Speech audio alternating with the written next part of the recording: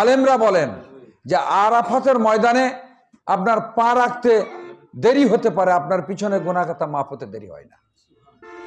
এটা বাস্তব কথা। আবার দেখেন, সেই আরাফাতের ময়দানে আল্লাহ তাআলা পৃথিবীর মধ্যে অনেক রাষ্ট্রপ্রধান ছিলেন, কাউরি হাতকে এবং ওই ময়দানে বলছে কি যে কিয়ামতের দিন ওটা হবে আমাদের বিচারের ময়দান। কি ঠিক আছে না? বিচারের ময়দান হবে। সেই ময়দানে শহীদ জিয়ার হাত দিয়ে নিমের গাছ লাগিয়েছেন। তার মানে আল্লাহ তাআলার রহমত আছে শহীদ জিয়ার উপরে, তার হাতকে আল্লাহ তাআলা পছন্দ করেন। সেই হাত দিয়ে বিএনপির দল তৈরি, তাহলে এই দলের উপর আল্লাহর রহমত আছে। যার কারণে তো আওয়ামী লীগ 15 বছর 17 বছর ধরে এই দলকে, শহীদ জিয়ার পরিবারকে বাংলাদেশের মাটি থেকে মুছে দেওয়ার চেষ্টা করেছেন, কিন্তু পারে নাই।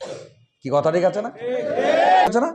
এই স্বৈরাচারী হাসিনা, তার মন্ত্রী এমপিরা কৃষকের নাম করে হাজার হাজার কোটি টাকা যে লুটপাট করেছে, বিদেশে পাচার করেছে, এটা আমরা বিচার চাই না?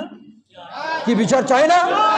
অবশ্যই বাংলার মাটিতে স্বৈরাচারী হাসিনা, তার মন্ত্রী এমপির বাংলার মাটিতে বিচার হতে হবে। আমরা বিচার চাই। এনজিও পার্টি কিন্তু জামাতির মধ্যে আছে, কিন্তু আপনারা দেখবেন জামাতিরা কিন্তু এই সুদের ব্যবসা করে, বুঝছেন না? মুনাফা না, সুদ।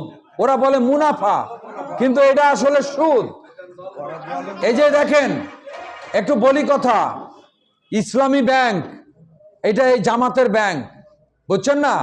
ওই ব্যাংক থেকে আপনার শত শত কোটি টাকা, এই যে আমাদের এই যে আমনুরাতে ঝিলিম ইউনিয়নে অটোগুলা দেখছেন না, ম্যাক্সিমাম ইসলামী ব্যাংকের লোন নেওয়া এবং তাদেরকে সুদ দিতে হয়। এ জামাতিরা হচ্ছে সুদখোর, এরা সুদের ব্যবসা করে, এরা সুদখোর। মানে আল্লাহর নবীর এরা হলো যে দুশ্মন। কি কথা ঠিক আছে না? কোন হুজুর থাকলে বলেন, আমার সাথে প্রতিবাদ করেন।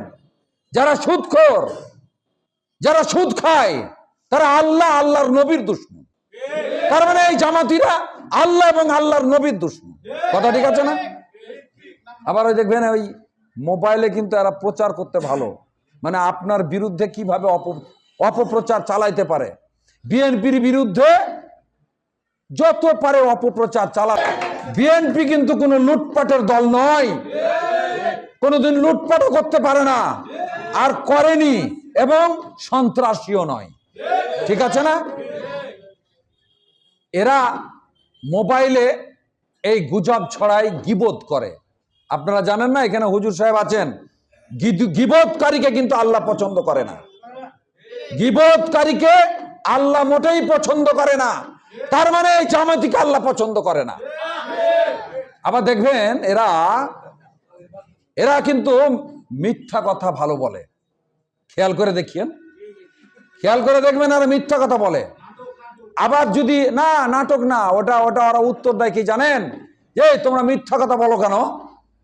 তো ওরা বলে যেটা আমাদের একটা কৌশল। পাপের শিরোমণি মিথ্যা কথা, যেটা আল্লাহ তাআলা বরদাস্ত করবে না, ক্ষমা করবে না, মাফ করবে না, সেই কাজটাই জামাতিরা করে। কথা ঠিক আছে না? আওয়ামী লীগ তো দেশের সম্পদ লুট করেছে, আর জামাতের সাথে যদি মিশেন না, তাহলে আপনার ইসলামের যে অনুভূতি, এই অন্তরে যে অনুভূতিটা আছে, সেটা লুট হয়ে যাবে। আওয়ামী লীগেরা বাংলাদেশের টাকা বিদেশে পাচার করেছে, হাজার হাজার কোটি টাকা, আর জামাতের সাথে মিশলে আপনার ইমানই লুট হয়ে যাবে। কাজে সতর্ক থাকবেন, সজাগ থাকবেন এই জামাত থেকে। ঠিক আছে না?